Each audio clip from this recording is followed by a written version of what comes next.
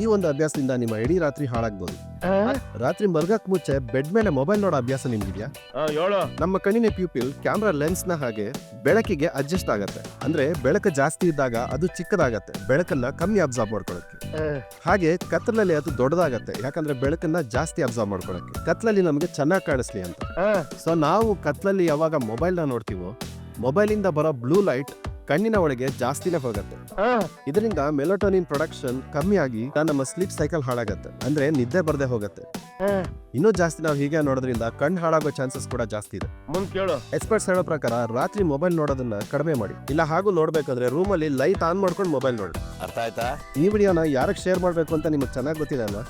Information ಇಷ್ಟ ಆದ್ರೆ ಈ ವಿಡಿಯೋ ಒಂದು ಲೈಕ್ ಕೊಡಿ.